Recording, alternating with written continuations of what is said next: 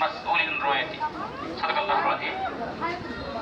বাংলাদেশ জামাত ইসলামী সিদ্দিকগঞ্জ থানার অন্তর্গত হিরাদিল ওয়ার্ড কর্তৃক আয়োজিত আজকের এই উঠান ও সাধারণ সভার সম্মানিত সঞ্চালক, অত্র ওয়ার্ডের সম্মানিত সভাপতি জননেতা জনাব কামাল হোসেন টিপু ভাই, উপস্থিত রয়েছেন বাংলাদেশ জামাত ইসলামী সিদ্দিকগঞ্জ থানা দক্ষিণের সংগ্রামী আমির মজলুম জননেতা জনাব আলহাজ কফিল আহমেদ, উপস্থিত রয়েছেন থানার এবং ওয়ার্ডের বিভিন্ন দায়িত্বশীল ভাইরা এবং আমার সামনে ভবিষ্ঠ একান্ত তিনি আন্দোলনের সংগ্রামী প্রিয় ভাইরা।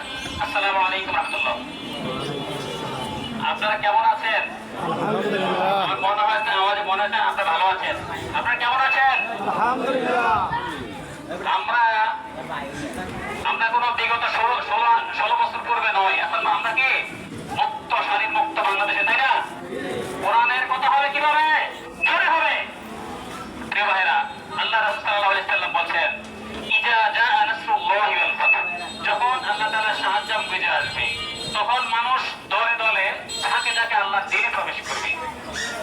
আলহামদুলিল্লাহ, আপনারা লক্ষ্য করেছেন বিগত 16.5 বছর ব্রিটিশ সরকার বাংলাদেশ জামাত ইসলামের উপরে যে জুলুম নির্যাতন চালিয়েছিল, বাংলাদেশের অন্য কোন রাজনীতির উপর এরকম নির্যাতন